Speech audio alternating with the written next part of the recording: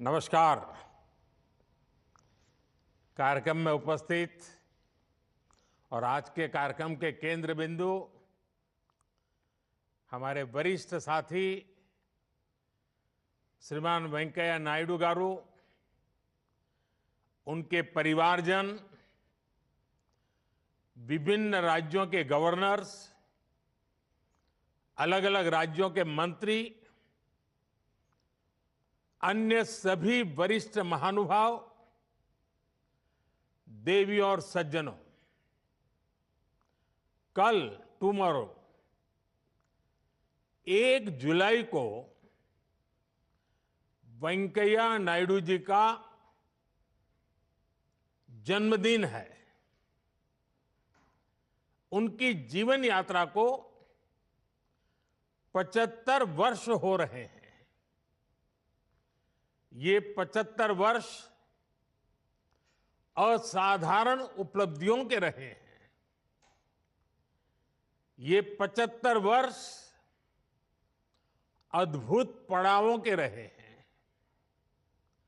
मुझे खुशी है कि आज मुझे उनकी बायोग्राफी साथ साथ 2 और पुस्तकें रिलीज करने का अवसर भी मिला है।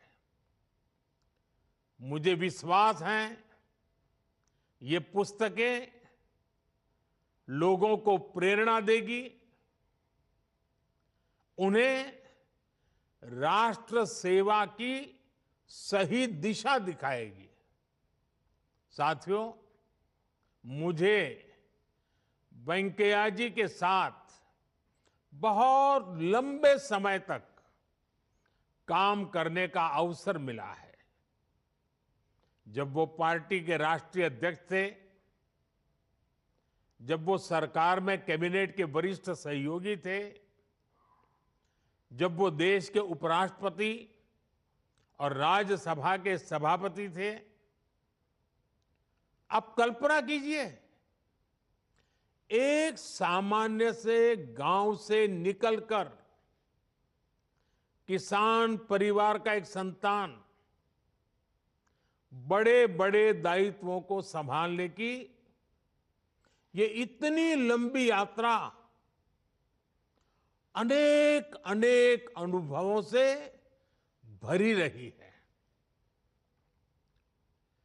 वेंकैया जी से मुझे भी और मेरे जैसे हजारों कार्यकर्ताओं को उनसे बहुत कुछ सीखने का मौका मिला है। साथियों, वेंकैया जी का जीवन, विचार, विजन और व्यक्तित्व की एक परफेक्ट झलक देता है। आज हम आंध्र और तेलंगाना में इतनी मजबूत स्थिति में है, लेकिन दशकों पहले वहां जनसंघ और भारतीय जनता पार्टी का कोई मजबूत आधार नहीं था। बावजूद उसके नायडू जी ने उस दौर में एबीवीपी के कार्यकर्ता के रूप में राष्ट्र प्रथम की भावना से देश के लिए कुछ न कुछ करने का मन बना लिया। बाद में वो जनसंघ में आए और अभी अभी कुछ दिन पहले ही कांग्रेस ने संविधान की प्रतिष्ठा को मिट्टी में मिलाकर के जो इमरजेंसी लगाई थी, उसको 50 वर्ष हुए हैं। वेंकैया जी हमारे उन साथियों में थे जो इमरजेंसी के खिलाफ जी जान से लड़े और उस समय वेंकैया जी करीब करीब 17 महीने जेल में रहे थे। इसलिए मैं उन्हें इमरजेंसी की आग में तपा हुआ अपना एक पक्का साथी मानता हूं। साथियों, सत्ता सुख का नहीं, सेवा और संकल्पों की सिद्धि का माध्यम होती है। वेंकैया जी ने ये तब भी साबित किया जब उन्हें अटल बिहारी वाजपेयी जी की सरकार में शामिल होने का मौका मिला। वेंकैया जी का व्यक्तित्व हमारी पार्टी में काफी ऊंचा था और इसलिए स्वाभाविक रूप से जब मंत्रालय की बात होगी तो उनके लिए बहुत ही दुनिया में जरा जिसकी वाहवाही होती रहती है, ऐसे डिपार्टमेंट का मन करेगा। वेंकैया जी जानते थे कि शायद मुझे ऐसा ही कोई मंत्रालय मिल जाएगा, तो वो सामने से गए और उन्होंने कहा, कृपा करके मुझे ग्रामीण विकास मंत्रालय मिले तो अच्छा होगा। ये छोटी बात नहीं है। और वेंकैया जी ने ऐसा क्यों किया? इसलिए क्योंकि नायडू जी गांव, गरीब और किसान की सेवा करना चाहते थे। और ये विशेषता देखिए, शायद भारत में वो ऐसे मंत्री रहे जिन्होंने अटल जी के समय ग्रामीण विकास का काम किया और हमारे साथ कैबिनेट में एक वरिष्ठ साथी के रूप में शहरी विकास मंत्री के रूप में काम किया। यानी एक प्रकार से दोनों विधाओं में पारंगत। और उस काम, जिस प्रकार से उन्होंने उस काम को किया, अगर मैं उसके विषय में उनके अनेक इनिशिएटिव, उसके प्रति उनका समर्पण, भारत के आधुनिक शहरों की उनकी कल्पना, अगर मैं उसके विषय में कुछ कहने जाऊंगा तो कई घंटे निकल जाएंगे।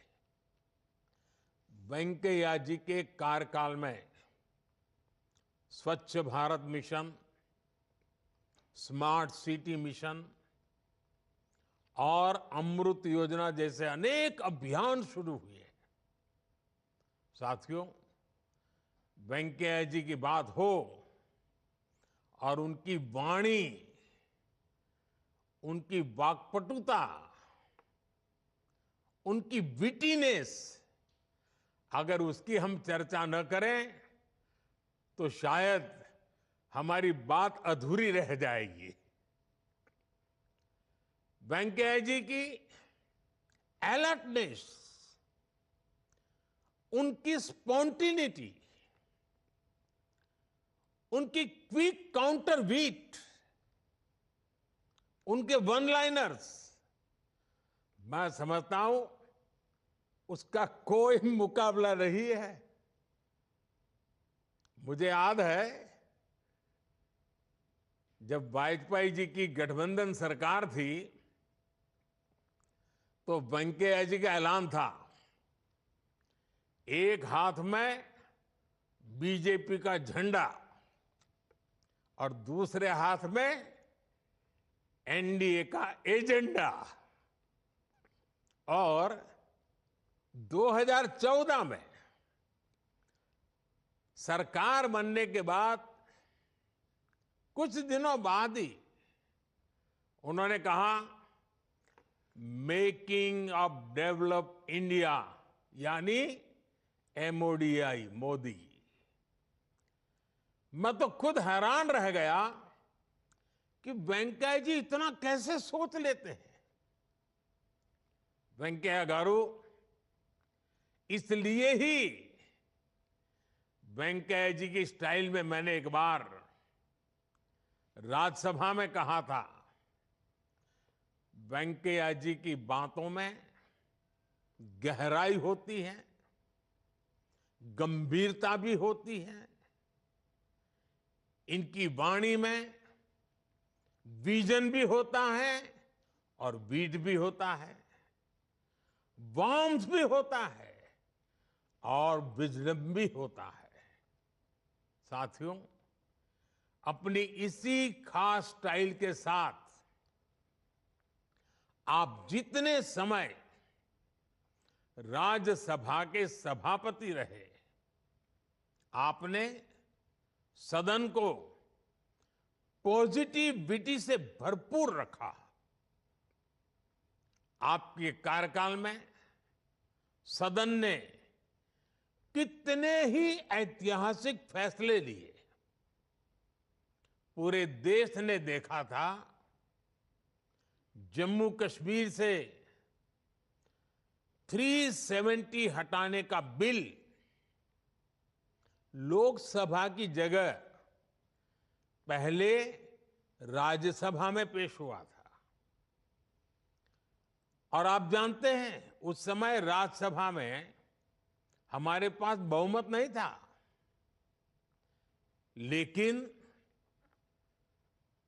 370 हटाने का बिल राज्यसभा में